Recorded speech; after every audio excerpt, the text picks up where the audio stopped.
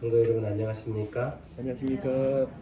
오늘은 최고의 전략 전술이라는 제목으로 함께 말씀을 좀 나눕니다.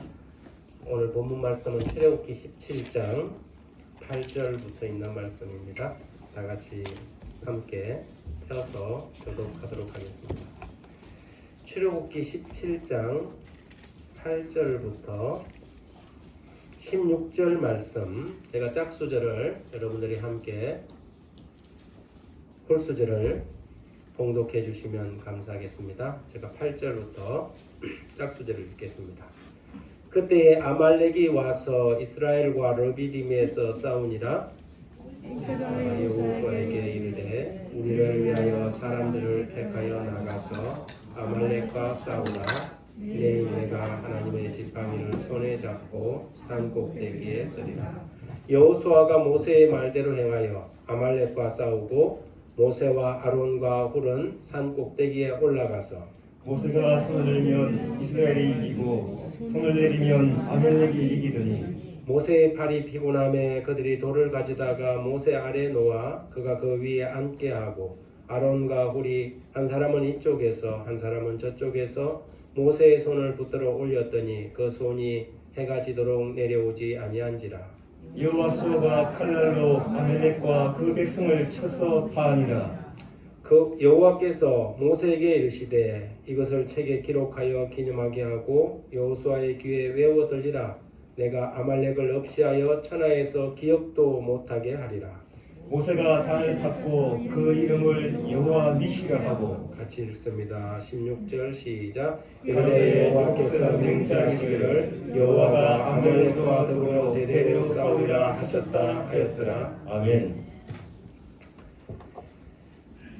오늘 제가 그동안 우리가 함께 고민하고 머리를 맞대면서 연구하고 토론해왔던 우리 세울산 교회의 가사비전 마지막 전략, 곧 선교 전략에 대하여 생각해 보고자 합니다.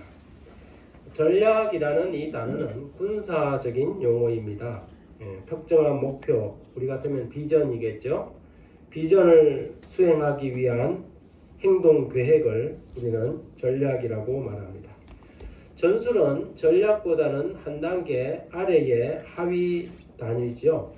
그것은 전략을 수행해 나가는 기술, 실행 계획과 같은 것입니다. 우리가 오늘 14개의 사역팀에 대하여 소개했던 것처럼 일종의 사역이라고 할 수 있겠습니다. 우리 세울산 교회는 12교회 300제자로 온 세상을 구원하는 신앙 공동체라는 선교 비전을 위해 7개의 전략을 세웠습니다. 여기 7개 전략을 좀 띄워주셨는데요. 1번부터 한번 같이 읽어보도록 하겠습니다. 제가 번호를 외치면 여러분들이 같이 읽어주시기 바랍니다. 1번 시작. 온 오프라인 투 트랙으로 말씀을 전하는 교회. 온 오프라인 투 트랙으로 말씀을 전하는 교회. 우리 선교 전략 1번입니다. 2번 패스터 제자훈련으로 사역자를 세우는 교회. 네, 제자훈련 사역. 3번 교회 안에 작은 교회들을 개척해가는 생명 넘치는 신앙 공동체. 4번 방봉사와 사역팀으로 지역사회에 기여하는 감동적인 교회. 5번 관계전도 실천하여 가족과 이웃을 구원하는 활동적인 제자들. 6번 패스파인드로 다음 세대 어린이, 학생, 청년을 준비하는 미래교회. 7번 기도와 말씀으로 교제하는 영적인 공동체. 이 7개 전략을 저희들이 수립하고 이 전략을 펼쳐나가는 전술들도 있겠죠. 우리가 여러분 이 교회의 사역은 전쟁입니다. 그죠? 선과 악의 큰 대쟁투가 펼쳐지는 이 세상에서 우리가 어떻게 하나님의 나라를 확장해 갈 것인지를 고민하고 계획하고 전략을 펼쳐나갈 때 우리는 기본적으로 이 7개 전략을 세워서 나가게 될 것입니다. 그리스도인의 성숙 과정이 있습니다. 처음에는 불신자죠. 그 다음에 단계가 구도자입니다. 불신자에서 구도자에서 그가 복음을 받아들이고 예수 그리스도를 믿게 되면 신자가 됩니다. 신자에서 그 다음 단계가 제자가 됩니다. 제자가 그 다음 단계가 사역자가 되는 것이죠. 불신자에서 구도자로, 신자로, 제자로, 사역자로 성숙해 가는 것입니다. 제자는 예수의 길을 따르고 제자는 예수님처럼 섬기며 제자는 주님의 영광을 위해서 삽니다. 그런 제자가 사역을 맡아 일하면 사역자들이 되는 것이지요. 우리는 결코 신자에서 만족할 수 없습니다. 모든 신자는 마침내 제자가 되어야 합니다. 생명이 있는 것은 모든 것이 성장하지 않습니까? 성장하지 않으면 정체와 퇴보의 길을 걷게 될 것입니다. 우리는 말씀 안에서 이런 명령을 받습니다. 에베소 4장 15절에 오직 사랑 안에서 참된 것을 하여 범사에 그에게까지 자랄지라. 그는 머리니 곧 그리스도라 말씀하십니다. 우리는 예수 그리스도의 장성한 분량까지 자라가는 그리스도인들이 되어야 합니다. 7대 전략이 있는데 첫 번째가 온오프라인 투트랙으로 말씀을 전하는 교회입니다. 코로나19라는 전 세계적인 팬데믹 상황에서 우리는 이제 이 사회가 비대면 온라인 전자사회로 완전히 접어들었다는 것을 확인하게 됩니다. 이제는 사람의 얼굴과 얼굴로 보고 만나는 시대는 가고 온라인 시대가 마침내 된 것입니다. 그 다음 그림을 한번 보여주시겠어요? 우리나라 이 과학기술정보통신부에서 우리 재림교회 인터넷 이용률을 다음과 같이 발표를 하였습니다. 여기 보면 인터넷 이용률을 심지어 3세에서 9세 아이들도 91%나 사용한대요. 거의 전 세대가 30대는 100%에 해당하고요. 70대 이상만이 38.9%, 즉 39%를 사용하고 있다는 거예요. 딱 10년만 지나가면 이 대한민국 국민들은 거의 100%가 다 뭐 한다는 거예요? 인터넷 시대로 들어간다는 거죠. 그만큼 우리나라는 지금 완전히 거의 전 세대가 인터넷으로 뭐 유튜브를 보고 뭐 스마트폰, 스마트 사회가 됐다는 것입니다.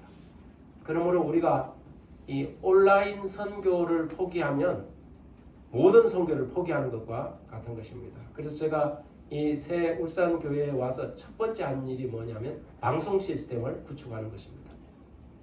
지금은 우리가 방송을, 지금도 이 방송이 비록 이 교회에 출석하지 못하더라도 지금 꽤 많은 사람들이 제가 보니까 동시에 우리 안식일 날 이렇게 우리 실시간 방송에 참여하는 사람들이 보통 한 40-50명의 사람들이 함께 참여를 하고 있습니다. 그걸 갖다가 이렇게 인터넷에 그대로 우리 사이트에 올려놓으면 그 하루만 지나면 거의 뭐 한 100 몇 명이 또 이렇게 들어와서 이렇게 리뷰를 하고요. 그래서 지금은 우리가 이 온라인 사회에서 어떻게 하면 이 온라인 성도들에게 복음을 전할 것인가, 이것은 우리에게 큰 과제로 주어졌습니다. 그 다음 그림을 보면 우리나라 사람들의 주 평균 17.4시간에 걸쳐서 인터넷을 활용하고요. 95%가 거의 인터넷을 통해서 커뮤니케이션을 한다는 것입니다. 카톡이나 페이스북이나 또 뭐 각종 이 SNS 매체를 통해서 사람들이 이렇게 교제를 한다는 것이죠. 여러분도 카카오톡 사용하십니까? 대부분의 사람들이 사용하고 있지 않습니까? 그 다음에 정보 수집도 인터넷을 통해서 거의 대부분 해요. 모든 것을 모르는 것이 있으면 유튜버한테 가서 물어보면 됩니까? 옛날에는 네이버한테 물어봤는데 요즘은 유튜버한테 물어봐요. 제가 가끔 가다가 요리를 올립니다. 요리 사이트에다 요리를 하는데 밥상 차리는 남자라는 이름으로 요리를 올려요. 근데 제가 그걸 어떻게 제가 배웠겠습니까? 제가 인터넷에서 배웠죠. 인터넷에 들어가면 우리 백종원 아우님도 있고 다 있어요. 그러면 가서 그분한테 물어보면 모든 것을 다 가르쳐줘요. 그럼 제가 거기서 가서 채도 썰고 양념도 하고 해서 사진을 찍어서 올리면 많은 사람들이 야 밥상나무 왔다 그렇게 하는 것이죠. 제가 다 모든 정보들을 어디서 얻느냐면 인터넷에서 얻는 것입니다. 여러분 바야흐로 이 시대는 SNS 온라인 시대가 된 것이지요. 그래서 우리는 이 온라인을 통하여 어떻게 선교할 것인가? 여러분 우리가 교회 이 사이트 앱에 들어가서 우리 방송을 듣고 새벽 묵상을 듣지만 나 한 사람만이 듣는 것이 아니라 그것을 가지고 선교 도구로 전도지처럼 활용할 수 있지 않습니까? 그래서 이것을 어떻게 우리가 효과적으로 사용할 것인지를 고민해 봐야 합니다. 두 번째 전략은 베스트 제자 훈련 사역으로 사역자를 세우는 교회입니다. 교회는 사람을 세우는 기관입니다. 1기 사역운동에 12명이 신청을 했습니다. 오늘부터 오리엔테이션을 하고 1기 사역자들의 훈련이 시작될 것입니다.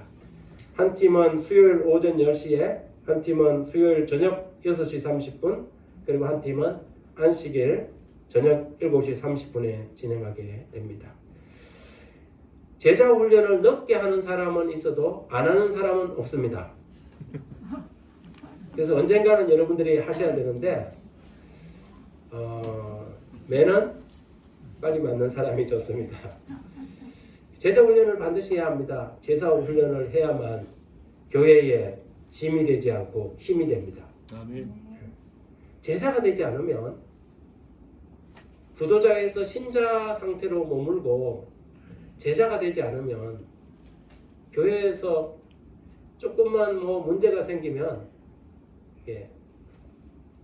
불신자의 특징이 자꾸 나타납니다. 그런데 훈련을 받고 제자 사역, 제자 훈련 과정을 거친 사람들은 이해하고 용납하고 섬기는 법을 배우게 됩니다. 아멘.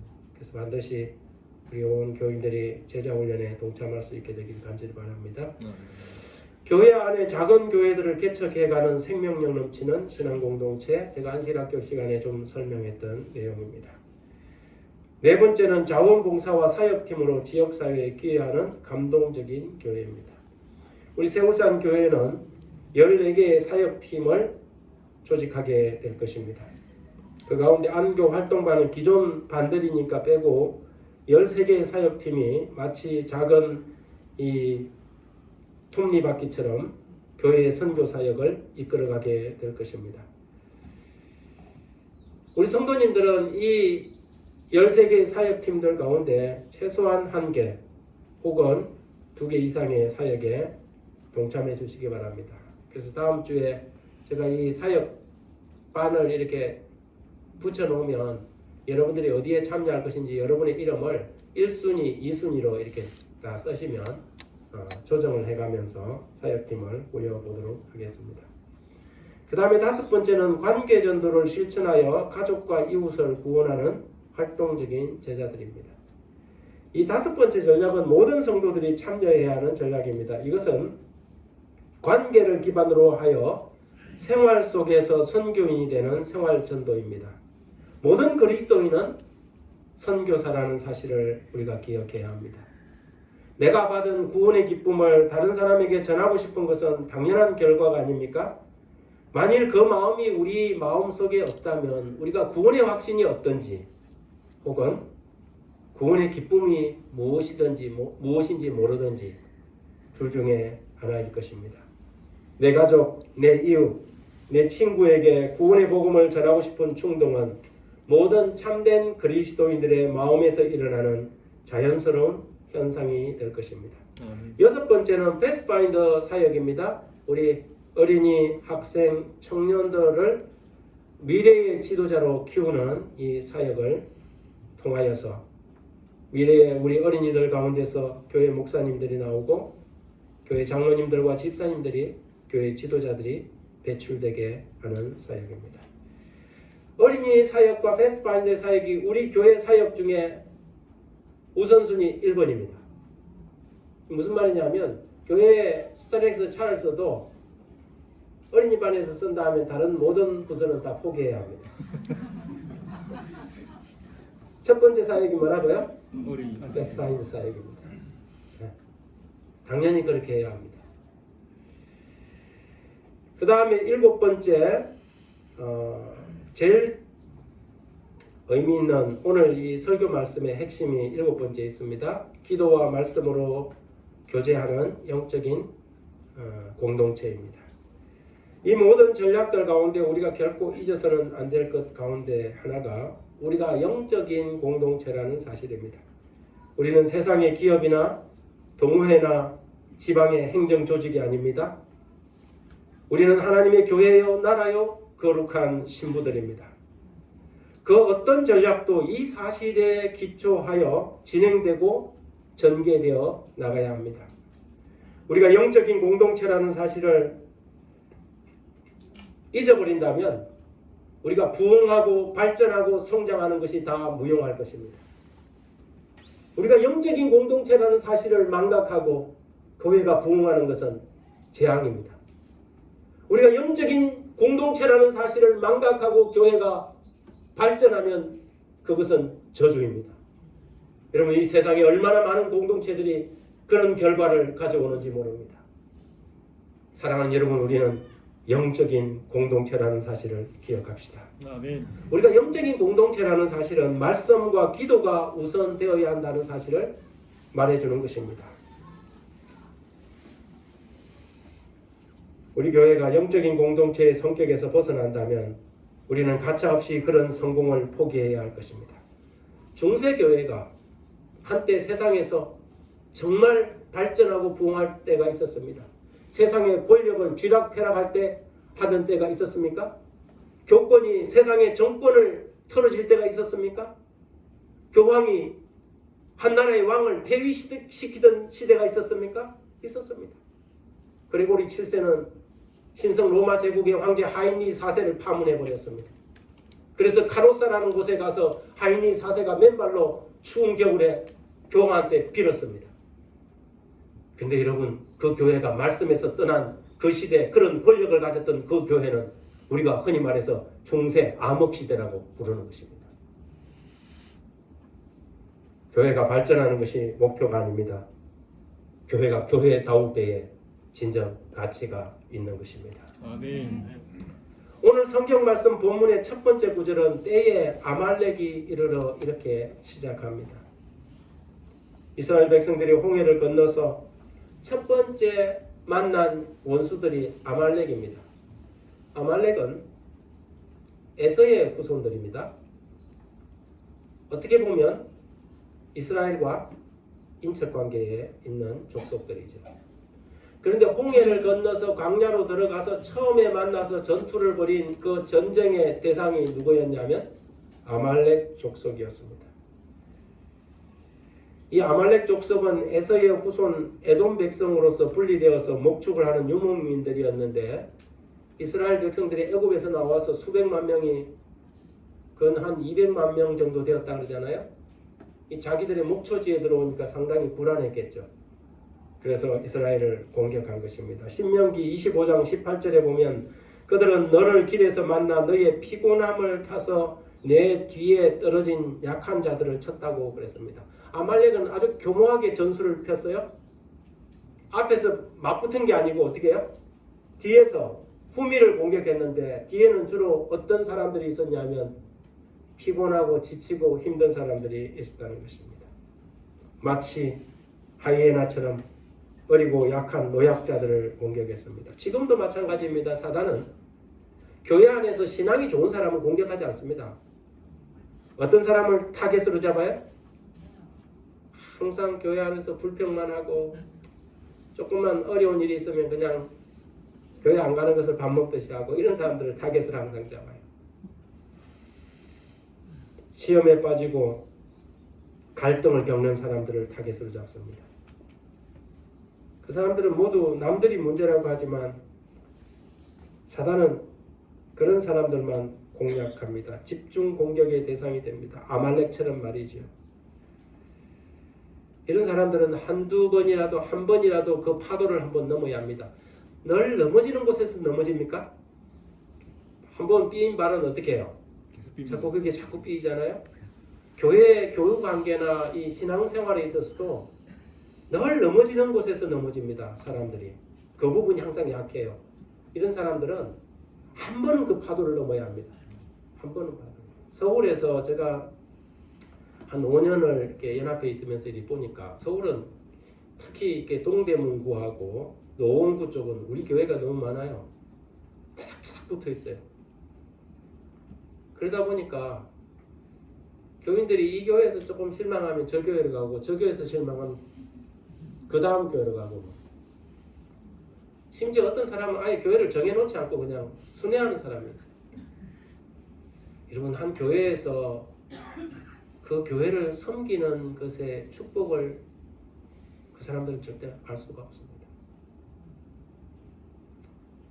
어떤 장로님을 보니까 10손가락이 부족해요. 그분은 반드시 그 한 번은 그 파도를 넘어야 합니다. 하나님께 기도해야 되죠. 그 사람들은 주로 그런 불평을 내놓습니다. 교회가 사랑이 없다, 어쩌고 저쩌고. 그 말이 맞을 수 있습니다. 그런데 진짜 문제는 그 자신에게 있는 것입니다. 모든 사람이 다 아는데 그 사실을 모르는 사람은 딱 한 사람입니다. 이런 사람은 한 번은 그 산을 반드시 넘어야 하는데 그것을 넘지 못하면 평생 그 신앙에서 주저앉고 말 것입니다. 눈물로 기도하고 하나님께 도움을 구하십시오. 그리고 주님 내가 어떤 경우에도 포기하지 않고 이 산을 마침내 넘겠습니다. 도와주십시오. 아멘. 이기고 싶습니다. 하나님께 부르짖으십시오. 아멘. 주님께서 도와주실 것입니다. 아멘. 17장 9절에 보면 모세가 여호수아에게 이르되 우리를 위하여 사람들을 택하여 나가서 아말렉과 싸우라. 내일 내가 하나님의 지팡이를 손에 잡고 산 꼭대기에 서리라. 모세는 아말렉과의 전쟁, 첫 번째 전쟁을 할 때에 양면 작전을 사용합니다. 군대를 두 팀으로 나눴어요. 한 팀은 산 아래로 보내고 한 팀은 산 꼭대기로 보낸 것입니다. 한 팀은 실제적인 전술팀이고 다른 한 팀은 영적인 전술팀이었습니다. 교회 선교도 마찬가지입니까? 교회 선교도 마찬가지입니다. 영적인 전쟁이 있고 실제적인 전쟁이 있습니다. 이 두 전술팀들은 마치 한 쌍둥이처럼 움직입니다. 한쪽이 이기면 다른 쪽이 이기고 한쪽이 지면 다른 쪽이 지게 되어 있습니다. 그런데 이 두 팀 가운데 한 팀만 없어도 승리할 수 없다는 사실입니다. 에베소 6장 12절에 우리의 씨름은 혈과 육에 대한 것이 아니요 정사와 권세와 이 어둠의 세상 주관자들과 하늘에 있는 악의 영들에 대함이라고 말했습니다. 그래서 항상 그리스도인들의 전쟁은 산꼭대기 전쟁이 있고 산 아래 전쟁이 있습니다. 많은 사람들이 문제가 생기면 항상 어디를 쳐다보냐 하면 산꼭대기보다 산 아래를 쳐다봅니다. 그런데 이 전쟁의 성패는 항상 산 꼭대기에서 결정난다는 사실입니다. 여호수아가 모세의 말대로 행하여 아말렉과 싸울 때에 산 꼭대기에 모세가 손을 들면 이스라엘이 이기고 산 꼭대기에 올라가 있는 모세가 손을 내리면 아말렉이 이기는 아주 기이한 전쟁이었습니다. 알고 보니까 전쟁이 어디에 달려 있어요? 산 꼭대기에 달려 있어요. 손을 올렸다는 것은 하나님께 기도했다는 건데 여러분 하루 종일 손 들고 서 있는 게 쉽습니까? 힘들어요. 그래서 좀 쉬려고 이렇게 기도를 쉬면 어떻게 해요? 밀고 나가던 이스라엘 군대가 전세가 바뀌어서 아말렉이 승리를 하는 것입니다. 우리는 아말렉과의 전투에서 반드시 배워야 할 교훈이 있습니다. 우리 인생길에 시련과 전쟁을 만나서 우리에게 정작 그런 상황 가운데서 필요한 것은 불평이 아니라 불만이 아니라 기도라는 것을 배우게 됩니다. 아멘. 사람들은 산 아래는 보아도 산 위를 보지 못할 때가 너무 많습니다. 생활이 힘들어지고 가정에 문제가 생기고 삶의 시련이 찾아오면 그 일에 매몰되어서 정신없이 그 일을 해결하느라고 내가 무엇이 내 삶에 무엇이 우선이 되어야 되는가를 까먹어버리고 허둥지둥 안절부절하게 되지요. 목이 마르고 시련이 닥쳐오고 전투가 벌어지면 전략을 세우고 계획을 세우기도 합니다. 분주하고 바쁘지만 정작 제일 중요한 기도를 등한히 합니다. 그리고 그 시험에서 깨지고 터져서 패잔병이 되어 원망하고 한탄합니다. 기억하십시오. 현실 세계의 싸움에서 승리하는 비결은 기도의 싸움에서 먼저 승리하는 것입니다. 아멘. 요즘 삶에 의욕이 없고 불평이 입술에서 새어나올 때 인위적인 생각과 인본적인 사고가 자신을 감싸고 가정에서 자녀들의 문제가 자꾸 무거운 짐으로 다가올 때 여러분 가만히 생각해 보십시오. 홀로 골방에 들어가서 여호와를 만난 지가 얼마나 되었는지, 텅 빈 교회에 올라가서 하나님께 마음을 펴놓은 지가 얼마나 오래되었는지 말입니다. 영적인 싸움에서 밀리면 현실의 싸움에서도 밀리게 됩니다. 피터 와그너라는 사람은 기도는 전투라고 기록했습니다. 그렇습니다. 기도는 전투입니다. 산 위, 산 꼭대기 전투입니다. 이 싸움에서 승리하면 우리는 산 아래 우리의 현실에서 싸움에도 반드시 이기게 될 것입니다. 아멘. 기도의 전투에 나갈 때 우리가 가지고 가야 할 것이 있습니다. 모세는 산 꼭대기로 올라가면서 그의 손에 들고 간 것이 있었습니다. 무엇입니까? 지팡이입니다. 현실의 산 아래 전투에서 싸울 때는 그들이 칼과 병기를 가지고 싸우지만 산 꼭대기 싸움에서는 모세의 손에 들린 지팡이가 무기였습니다. 그 지팡이는 하나님의 약속을 의미합니다. 황량한 미디안 벌판에서 하나님이 모세를 불렀을 때 그에게는 아무런 총도 칼도 활도 창도 없었는데 제국 애굽에 가서 내 백성을 불러내라는 명령을 합니다. 모세가 무엇을 가지고요? 내가 어떻게 해요? 이렇게 말했을 때 하나님께서 그에게 준 것이 지팡이였습니다. 내 손에 들린 것이 무엇이냐? 지팡이입니다. 하나님께서 그 지팡이를 던지게 합니다. 던졌더니 뱀이 되었습니다. 그 꼬리를 잡았더니 다시 지팡이가 되었어요. 하나님께서 그 지팡이를 모세에게 주었습니다. 그리고 그것은 내가 너와 함께 있겠다는 하나님의 약속이었습니다. 아멘. 모세는 그 지팡이를 가지고 홍해를 가랐습니까? 홍해를 가르고 바다를 가르고 강을 갈랐습니다. 메마른 목을 죽이기 위해서 그 지팡이를 가지고 바위 속에서 생수를 내었습니다. 반역이 일어났을 때 그 지팡이에서는 살구꽃이 피었습니다. 이 모든 것이 모세와 함께 하시는 하나님의 약속의 보정이었습니다. 아멘. 모세는 그 지팡이를 가지고 산 꼭대기에 섰습니다. 지팡이는 하나님의 약속입니다. 하나님의 보호와 도움에 대한 그리고 함께 계심에 대한 약속이었습니다. 그래서 시편 기자는 주님께서 함께 계심을 이렇게 묘사합니다. 주께서 나와 함께 하심이라 주의 지팡이와 막대기가 나를 안위하시나이다. 모세는 그 지팡이를 들고 산 꼭대기로 올라갔습니다. 우리도 지팡이를 들고 산 꼭대기로 먼저 올라가야 합니다. 오늘 우리의 손에 들린 지팡이는 무엇입니까? 하나님의 약속의 말씀입니다. 여호와의 말씀, 하나님의 약속의 말씀이 우리 손에 들린 지팡이입니다. 성경의 말씀은 우리에게 들린 하나님께서 주신 약속입니다. 지금 닥치는 환난이 아프고 시리겠지만 주님이 나와 함께 하심을 믿으시기 바랍니다. 아멘. 주께서 우리의 지팡이가 되시며 막대기가 되시니 주님 이 환난 가운데서도 주님을 굳게 붙들겠습니다. 아멘. 그런데 여러분 시련이 길어지고 고통이 거세지면 기도도 피곤해질 때가 있습니까? 모세가 손을 들고 그때 앞에서 기도를 하는데 밑에서 다 내려 보이잖아요. 이스라엘 백성이 손을 들고 있으면 이기고 힘이 들어서 손을 내리면 어떻게 되는데 이스라엘이 지는 거예요. 그러니 이걸 들고 있는데 이게 얼마나 힘들어요. 하나님을 향해. 여러분 우리의 삶 가운데서도 때때로 기도도 피곤해집니까? 응답이 더디고 문제는 점점 꼬여가는 것 같고 그러면 이 기도가 해결할 수 없는가 보다 하고 마음에 두려움이 생기기도 합니까? 그럴 때 우리는 어떻게 해야 할까요?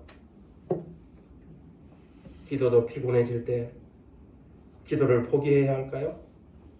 성경은 해가 질 때까지 내려오지 아니하니라고 말씀합니다. 기도로 시작했으면 기도로 끝을 봐야 합니다. 그래서 아말렉을 쳐서 파할 때까지 이스라엘 백성들이 진군하게 되었던 것입니다. 아멘. 여러분, 그러기 위해서 우리에게는 기도의 연합군이 필요합니다. 아멘. 그날 산꼭대기 부대에 모세 혼자 올라갔더라면 이스라엘은 졌을 것입니다. 모세의 팔이 피곤해서 내려오려 하니까 아론과 훌이 올라가서 모세를 돌을 가져다가 그 앉게 하고 양쪽에서 팔을 어떻게 했어요? 잡았어요. 기도의 동력자들인 것입니다.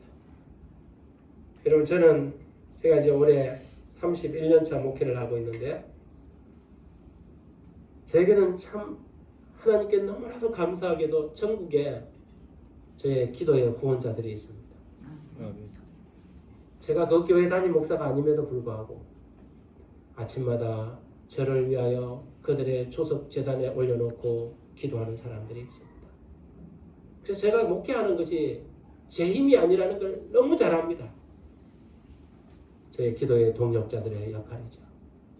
여러분, 여러분의 인생에 여러분의 기도의 동력자들이 필요합니까? 아멘. 교회 안에서 혼자 계시지 말고 여러분들이 함께 신뢰할 만한 기도의 동력자들을 만드십시오. 내가 당신을 위하여 기도하는 것을 쉬지하지 않을 테니까 당신은 나를 위하여 기도해 주십시오. 부부가 기도의 동력자가 되면 그보다 더 좋은 금상첨화가 없겠지만 또 부부 외에도 서로를 위하여 기도할 수 있는 기도의 동력자, 모세와 아론과 훌과 같은 그런 사람들이 있어야 합니다. 마음을 터놓고 함께 기도할 수 있는 사람. 모이면은 당신 집의 아들은 어떻게 했냐, 이번에 성진했냐, 이런 이야기 말고요. 그건 기도의 동력자가 아니고 세상 사람들이 하는 방식이고, 우리의 기도의 동력자, 영적인 교제 친교는 그런 게 아닙니다. 내가 오늘 하나님의 말씀을 받고 은혜 받은 것을 함께 나누고 서로의 이 문제들을, 고민을 함께 털어놓고 하나님 앞에 그 문제를 갖다가 저 사람이 이런 문제 있대 하고 저기 갖고 막 떠벌리는 사람이 아니라 자기의 가슴에 무덤에 묻고 하나님께 그것을 가져가서 우리 박 집사님이 이런 문제로 고민하고 있지 않습니까? 하나님, 저 영혼을 불쌍히 여겨주시고 그의 기도에 응답하여 주시기를 기도합니다. 이런 기도의 동력자가 서로 되어야 하는 것입니다. 아멘. 모세는 아론과 훌을 그의 동력자로 삼았습니다. 그리고 그 전쟁은 마침내 승리로 끝난 것입니다. 마음을 터놓고 기도할 수 있는 기도의 동력자들이 되십시다. 아멘. 17장 13절에 보면 칼날로 아말렉과 그 백성을 쳐서 무찌르니라 그랬어요. 여러분, 이것은 여기서 또 중요한 교훈이 하나가 있는데 그것은 뭐냐 하면 모세가 산꼭대기에서 기도를 열심히 했다 하더라도 산 아래에서 전쟁을 해주는 여호수아의 군대가 없었으면 어떻게 되겠어요? 전쟁을 할 수가 없는 것입니다. 우리 교회 수많은 사역 중에 중보기도 사역만 다 하겠다고 그러면 되겠어요? 아니죠. 중보기도하는 사역팀도 있어야 되지만 대부분의 사람들은 산 아래 전쟁에 나가서 전투를 벌였습니다. 여러분, 기도가 우리의 의무를 대신하지 않습니다. 기도는 결코 우리의 생활의 의무를 대신할 수 없습니다. 많은 사람들이 목숨을 걸고 산 아래 전쟁에 참여했습니다. 교회 선교도 마찬가지입니다. 너도 나도 기도만 하겠다고 한다면 우리는 아무것도 이룰 수 없을 것입니다. 중보 기도 사역팀도 필요하지만 실제로 전쟁에 나갈 군대가 우리에게 필요합니다. 여호수아를 본받아 아말렉을 쳐서 무찌르는 여호와의 군대가 우리에게 필요합니다. 아멘. 그래서 우리는 사역팀들을 조직할 것이고 산 아래 전투에 나가서 사랑과 봉사의 칼날로 세상을 베고 마침내 그들이 하나님께 굴복하고 돌아오게 할 것입니다. 아멘. 이 일에 여러분이 함께 주시기 간절히 바랍니다. 아멘. 14절에 하나님께서는 모세에게 이것을 책에 기록하고 기념하게 해라 그랬습니다. 무엇을 기념해야 할까요? 우리가 아말렉을 쳐서 못 지냈다는 것을 기념할까요? 이 전쟁이 궁극적으로는 하나님의 전쟁이라는 사실을 기억하라는 것입니다. 이것은 우리가 기도로 싸워서 이긴 전쟁이라는 것을 기억하라는 것이지요. 많은 사람들이 전쟁에 승리하고 나면 모든 것을 자화자찬합니다. 그런데 그렇게 하지 말라는 것입니다. 이 전쟁이, 아말렉과의 이 첫 번째 전쟁이 산 꼭대기에서 승리가 결정난 전쟁이었으며, 이 전쟁은 너희의 전쟁이 아니라 여호와의 전쟁이었고 하나님의 전쟁이었다는 사실입니다. 교회의 선교도 마찬가지입니까? 교회의 선교도 하나님의 선교예요. 나 아니면 안 된다는 그런 생각을 제거하라는 말입니다. 교회가 부흥하고 발전할 때 가장 조심하고 가장 주의해야 할 점은 뭐냐면, 마치 그것이 목사가 설교를 잘해서 선교회장이 선교를 잘해서 그렇게 된 것처럼 착각하지 말라는 것입니다. 이 전쟁은, 이 선교 전쟁은 여호와의 전쟁이고 하나님의 손에 달려 있습니다. 아멘. 그러므로 겸손하라는 것입니다. 아멘. 겸손하라는 것입니다. 그래서 모세는 여호와 니시라고 불렀습니다. 여호와는 나의 깃발이라는 것입니다. 전쟁에 나가는 군대는 깃발을 앞세우고 나갑니다. 깃발은 그가 어디에 속해 있는지 소속을 말해줍니다. 내가 누구에게 속했는지, 누구를 의지하는지 깃발을 보면 압니다. 여러분의 깃발은 무엇입니까? 이 세상 사람들은 돈을 의지하고 명예를 의지하고 권력을 의지하지만 우리는 여호와 하나님을 우리의 깃발로 삼을 것입니다. 아멘. 하나님께서 이 공동체를, 이 교회를 이 세상 가운데 우뚝 세우시고 교회다운 교회, 하나님의 교회로 세우실 줄 믿습니다. 아멘. 이 거룩한 비전에, 이 꿈에 여러분을 초대합니다. 아멘. 세울산 교회는 이 세상에 수많은 흩어진 수많은 교회 중에 하나가 아니라 하나님께서 보실 때에 참으로 가치 있는, 정말로 우리 공동체 구성원들이 자부심을 느껴도 될 만한 그런 교회가 될 것입니다. 아멘. 그런데 이것은 어떤 몇몇 사람들만의 꿈이 되어서는 안 됩니다. 우리 모두의 꿈이 되고 우리 모두의 바람이 될 것입니다. 아멘. 하나님께서 여러분의 생애에 함께 하시길 간절히 바랍니다. 아멘.